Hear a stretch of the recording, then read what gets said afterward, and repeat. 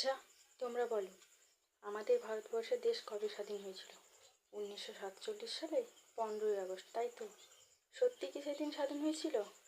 মনে হচ্ছে না। যদি স্বাধীন হয়ে থাকতো, তাহলে দেশের নাগরিকরা এতটাই জঘন্য হয়ে গেছে কেন? এতটা মেয়েদের ওপর অত্যাচার করছে কেন? মেয়েরা কি কোনোদিন স্বাধীনতা পাবে না? মেয়েদের তো একটা স্বাধীনতা চাই। তারা তো রাস্তায় বেরোতে চায়, তারা তো জীবনে কিছু করতে চায়। তারা কি জীবনে কিছু করতে চায়? চায় তো। তোমরা কি চাও? নিশ্চয়ই চাও। তাহলে তোমরা কি পারছো? পারছো না। কেন পারছো না? কারণ এই যে তোমাদের আশেপাশের মানুষগুলো তোমাদেরকে করতে দিচ্ছে না সেগুলো। তার জন্য তোমাদের স্বাধীনতা চাই। তাই স্বাধীনতা চাই। যাদের স্বাধীনতা চাই তারা প্লিজ কমেন্ট করে বলো আমাকে।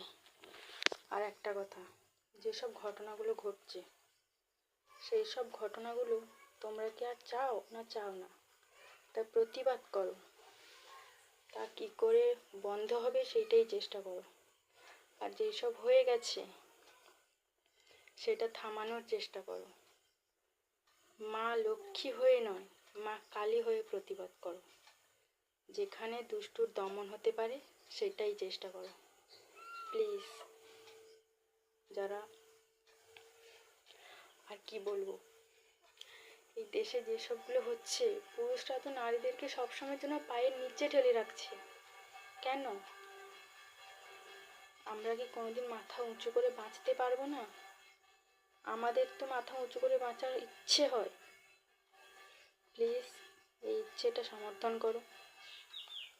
আর একটা কথা, তোমরা যারা স্বাধীনতা চাও প্লিজ তারা এই ভিডিওটাকে শেয়ার করো প্লিজ। আর একটা সাবস্ক্রাইব প্লিজ করে দাও আমাকে। সাবস্ক্রাইব না হলে আমি আগে চলতেও পারবো না, আর নিজের পায়ে দাঁড়াতেও পারবো না।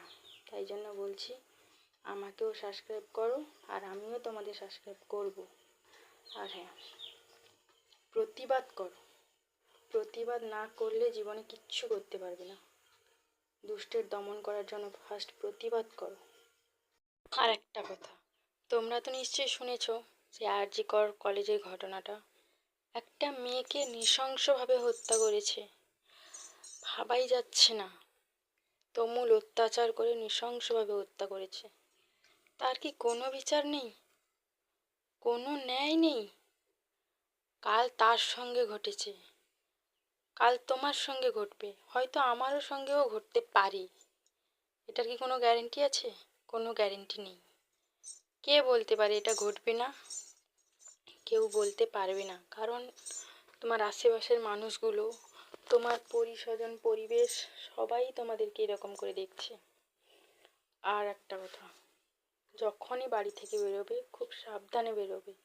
আর হ্যাঁ, কারোর ওপর প্লিজ ভরসাটা করো না। বিশ্বাস জিনিসটা খুব খারাপ। বিশ্বাস করে দেখবে, বিশ্বাস জিনিসটাই খুব খারাপ। যার ওপরে তুমি বিশ্বাস করবে, সম্পূর্ণ ভরসা করবে, সেই তোমাকে ধোঁকা দেবে, সেই তোমার জীবন নষ্ট করার মূলেই দাঁড়াবে। তাই জন্য খুব সাবধানে থেকো তোমরা। আর হ্যাঁ, সেই মেয়েটার সঙ্গে যে এরকমভাবে ঘটনাগুলো ঘটেছে, আমাদের দিদি, সবার দিদি মমতা দিদি, সে কি বলল, যার মেয়ে এরকমভাবে মারা গেছে তার পরিবারকে 10 লাখ টাকা দিয়ে দাও। আচ্ছা, 10 লাখ টাকা দিলেই কি সব সমস্যার সমাধান হয়ে যাবে?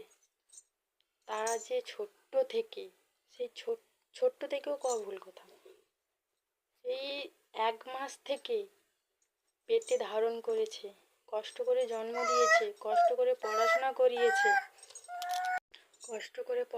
করিয়েছে, তার কি কোনো মূল্য নেই? তার মেয়েটা মারা গেল, আজ শুধু মারা যায়নি, তাকে তুমুল অত্যাচার করে নৃশংসভাবে হত্যা করা হয়েছে। তার তো একটা রায় আছে।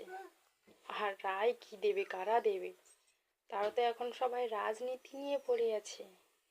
এ বলছে যে তোমরা টাকা দিয়ে দাও, ও বলছে ওর বিচার চাই, এ বলছে, মমতা দিদি তো বলছেই।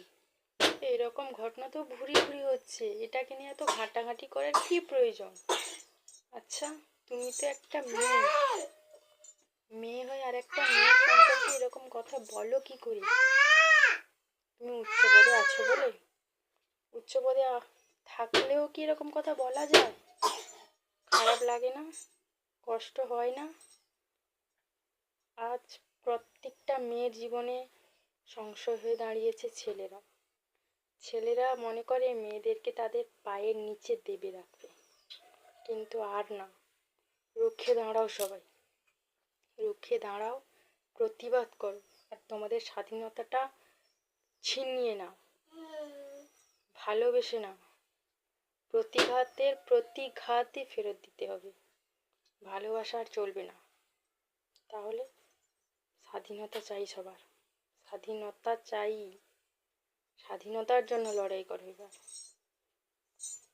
সবাই সাবধানে থেকো।